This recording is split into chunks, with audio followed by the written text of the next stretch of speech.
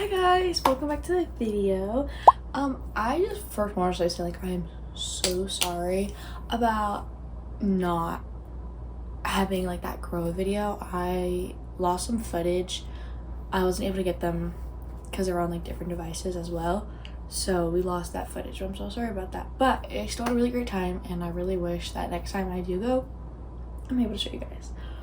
Like after the Grove, I definitely had so much more time to also like do another video, and I didn't, and I'm really sorry, and that's completely my fault. I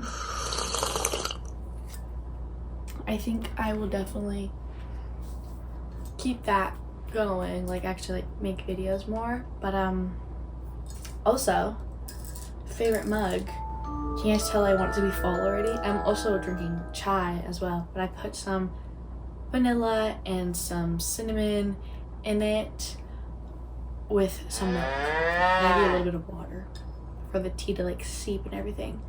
But this is my new fixation. It's really good. But I hope you guys are having a great week so far, and I hope you guys have a great upcoming week as well. Aww. So I think we should get this party started, and let's get on with the video.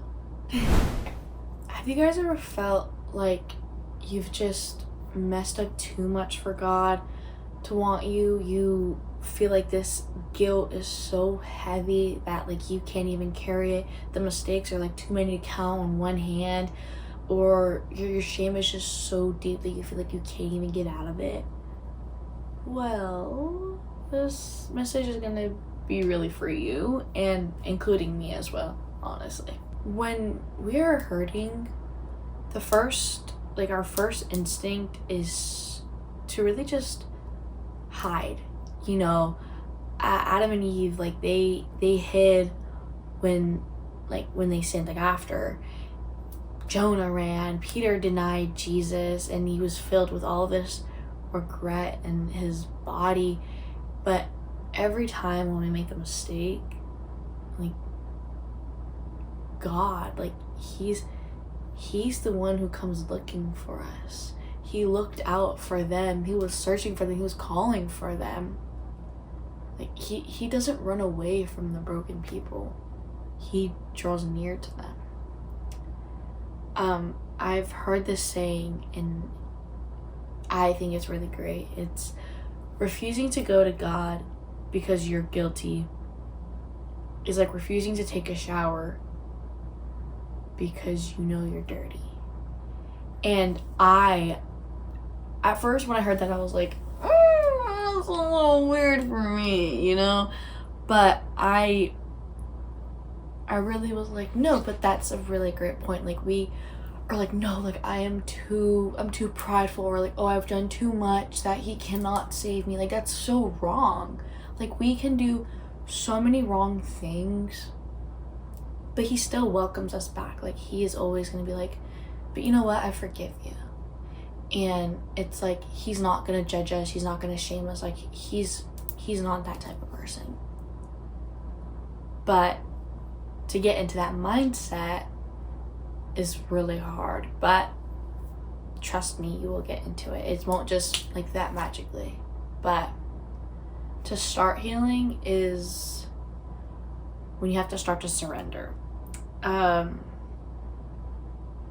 Because so many of us think like we can just fix ourselves before we come to God, or we tell ourselves like, I'll pray when I get my life back together, or like I'll read my Bible when I've done one good thing today. But that's not how God's love works at all. You know, he wants us to come as we are. He wants us to come broken.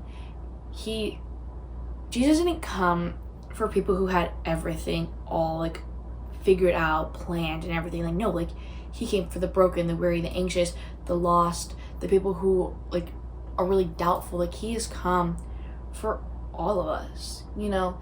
And healing begins the moment we stop running to the world and worldly desires, and when we start trusting God and we just stand still and when we're in this crazy storm, like when we just stand still in the moment, like he is with us. He's not gonna abandon us. No, like we can be in our storm and we can feel like we're drowning, but in reality, like our head's never under the water. We're just treading the waters. And I have a really great verse for that. It's Psalms 137. It says, "Put your hope in the Lord, for with the Lord is unfailing love, and with him is full redemption." It's a really good verse. I feel like what really gets me is he has unfailing, and I, like in the Bible keeps telling us as well, and I really resonate that. And like full redemption is like we can come to him as we are and he will heal us and he will fix us. But it does take time as well. When you're trying to heal yourself, don't go back. Don't go back to your old ways. And I know easier said than done, of course. Myself, I still struggle with this a lot, but just sometimes what's best is if you go somewhere and just sit by yourself and think about everything God has already done for you, what he has brought you through, the nights where you thought like you couldn't keep going. Like I really feel like that a lot, and there's days where like I feel that I'm just constantly repeating the same prayer over and over again. And I'm sitting here and I'm waiting and I'm wanting and I'm just wishing that it can just come so fast and everything will be my way. But also, if I want it my way, how will his way work? Our will and his will, they're completely different things, and it's like tug of war. We can't really work that out. And I feel like I know this. He answers our prayers in ways like you would not expect. You know, the days where you feel like you are so alone is when he's like the closest. You know, and I tell myself this, like you can't keep praying for the same thing over and over and over and over and over and over and over. You know what I mean? Like, yeah, you can pray for a few times. It just has to be like, okay, I laid it at your feet, God. Like, I know when it is like that time for that answer to be prayed. No, that prayer to be answered. You will bring it to me the right way.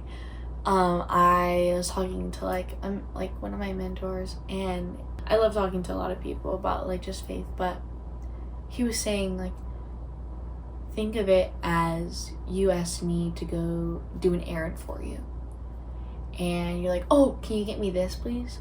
Like, yeah, of course, I'll go. So you're going out, and on his way where he's walking through and getting the other things that like are gonna prepare you for this, he keeps saying, oh wait, don't forget this. I'm going to go get it, don't worry. Okay, he's going on, he's getting other things to prepare you. Oh, hey, remember my thing that I asked for, okay? Thank you. He's still going. And then he gets it, and then he has to walk back. He's still grabbing more things that you need. Oh God, please don't please don't forget about this. Like, remember this. He knows, and when you pray about it, it comes to you. It's okay. And I am definitely a victim of this. Trust me, I still do this a lot. And I do forget about that. And sometimes I'm just like, okay, like I know you're right. Like I know your will is going to be done, and I know you have so many great things planned for me, but it's like, don't forget about me. Hey, I'm still here. You know. But it's gonna be okay.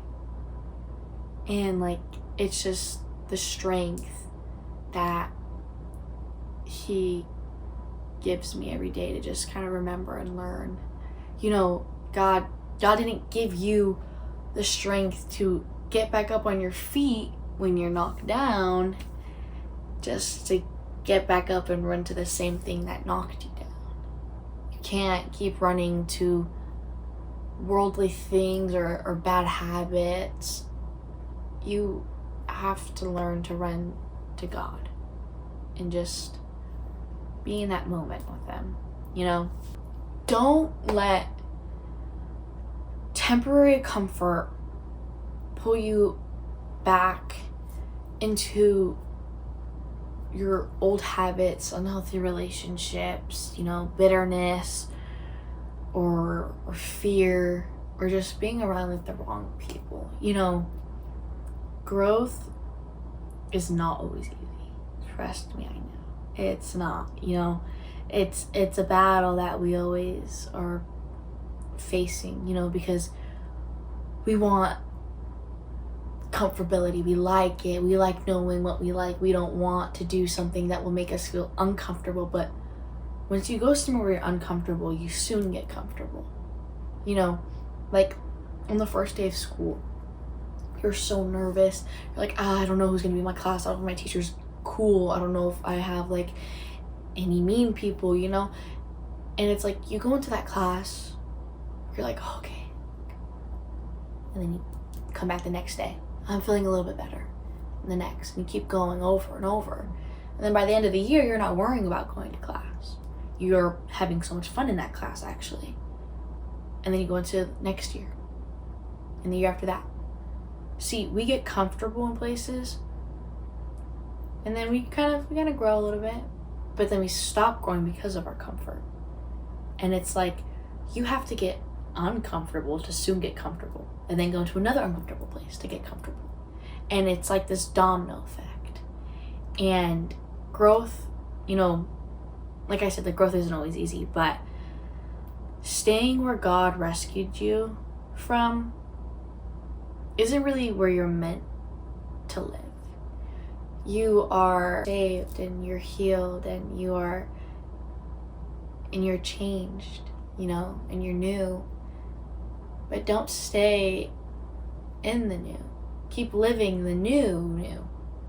You know what I mean? Like, you want to learn more, and your cup,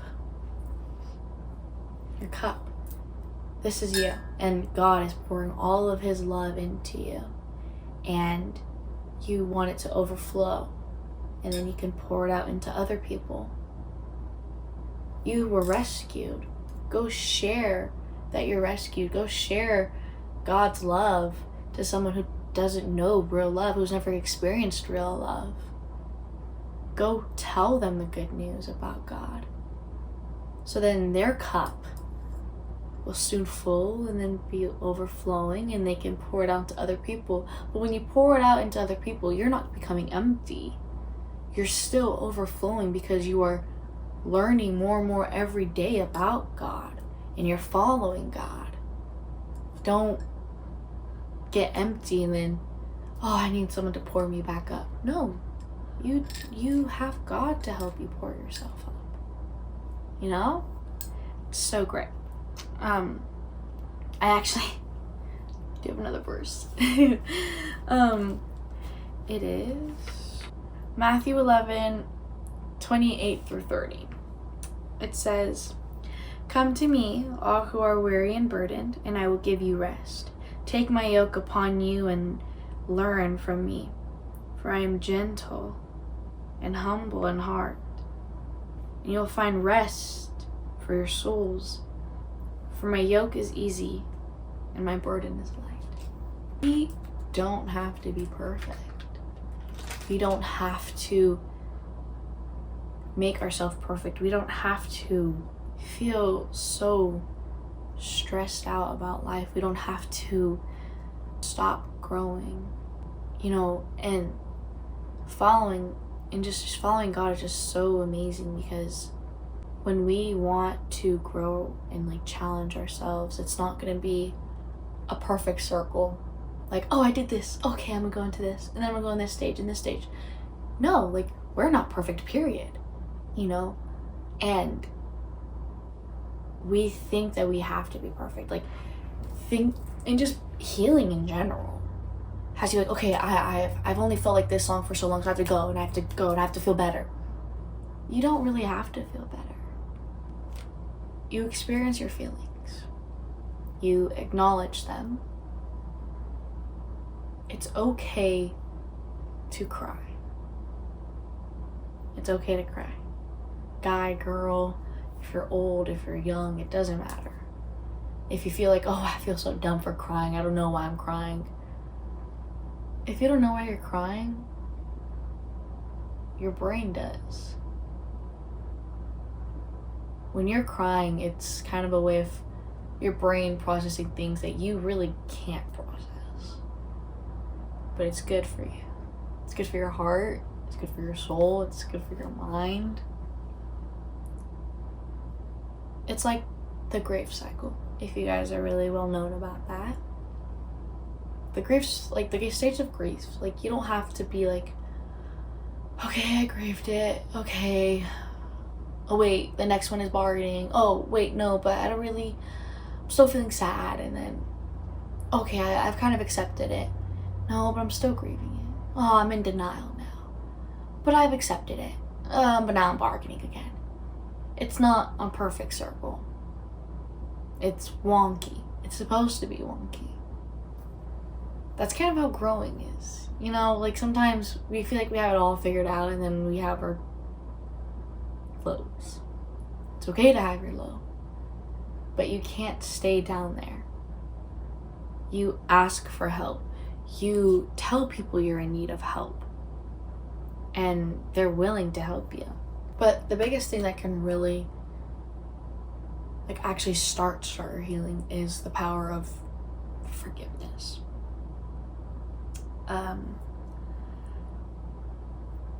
Which I think I myself personally catch myself there a lot, is because forgiveness doesn't mean like what happened was okay. It doesn't erase the pain that you felt or the pain that you caused, or it doesn't matter if it was forever ago or just today. You know, forgiveness releases the weight that you've been carrying upon yourself day after day, every second, every minute, every hour. It stays. When you forgive those, even who don't deserve it, you get a glimpse of what Jesus did for us and what he does for us. Because you can be like, oh, that girl did me wrong. She did me so wrong. She's so evil. I'm never going to talk to her again. But we make mistakes to God. We fall short of things. We can fall into like sin. We can maybe idolize something else without realizing it. But he doesn't go, oh, no, like you're done. Like 3 strikes, you're out. Like, no. He's so welcoming to us. And in Colossians 3:13, bear with each other and forgive one another. If any of you has a grievance against someone, forgive as the Lord forgave you. Jesus forgave us while we were all sinners. And none of us earned his grace, yet he gave it freely to all of us. To everybody, to your neighbor, to the person who you don't like, or maybe the person that was mean to you, or maybe that person walking down the street that you don't know. He gave it to all of us. When we forgive people, we reflect his love and allow healing to begin in our hearts and maybe even to others.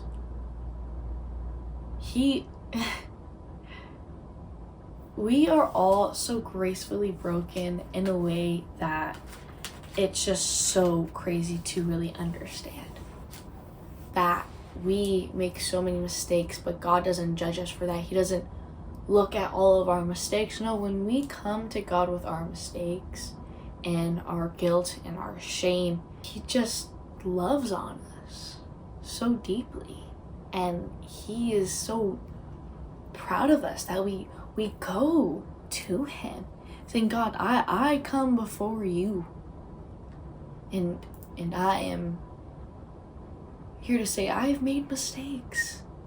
I'm here to confess that, and I want to be forgiven. And then he forgives us. It's no eye for an eye. Like, no, he just does it because he loves us. And it's so great and so sweet to know. I don't know what I would do without him. You know, like, it's so freaking awesome.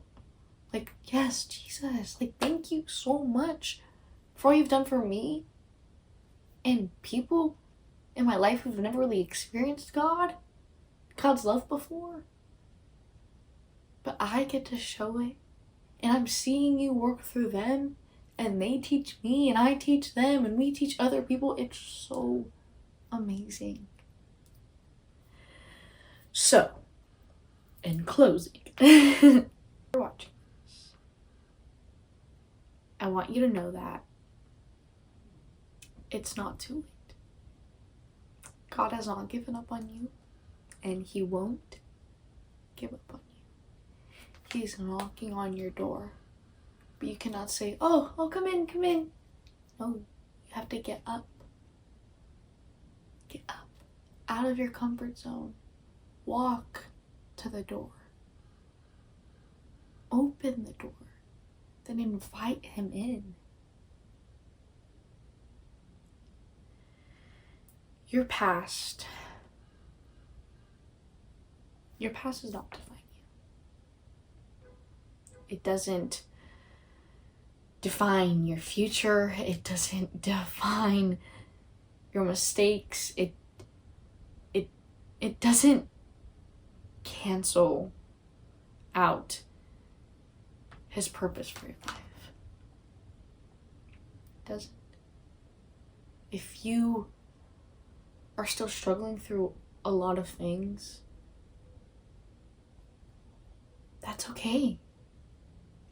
God will help you, bring you to the right people. So no matter what you do, what you're carrying, his invitation is still the same. Today, tomorrow, and forever. So if that's you today, I want you to know you don't have to wait for a perfect moment. Right now is the perfect moment. Today is the perfect moment. Pray, open your Bible, take one step towards God, and trust that he'll meet you there, because he will. But if you don't know how to pray, you don't know where to start with your Bible, you don't know how to take that first step, you don't know how to trust because you never really learned how to trust, can I tell you this? Reach out to someone who is more seasoned. Reach out to someone who has experienced him, who has just will confess about their past and what God has done for them. And if you're scared, just be like, hey, like, can I come to church with you one day? Or just be like, hey, you know, can I just hear about your faith? And they'll be like, yeah, of course. Oh my gosh, I'd love to. And then once you feel comfortable, just be like, or even when you're not comfortable, I got you there. Just be like, I want to follow God. I want you to tell them, oh my gosh, they're gonna be so happy. Oh, they're gonna be so happy, trust me. You know? And they're not gonna judge you for your past. They're not gonna judge you for what you're going through, or if it's still today that you're going through it. We're not gonna judge you. Why would we? We're going to show you God's love openly and proudly. So, I leave you with this last verse, and if that's all that you really want to take away are the verses. Go for it. But the last verse is Psalm 34:18. The Lord is close to the brokenhearted and saves those who are crushed in spirit. Even if you have been walking with God for a really, really long time and you feel like He's not with you, or you can't feel His presence anymore, just know that if someone is really close to you, they won't be shouting at you, but they will speak regularly in a calm tone. But sometimes it can take a second to realize that. I myself had to realize that. But you just have to sit in the silence and let Him talk.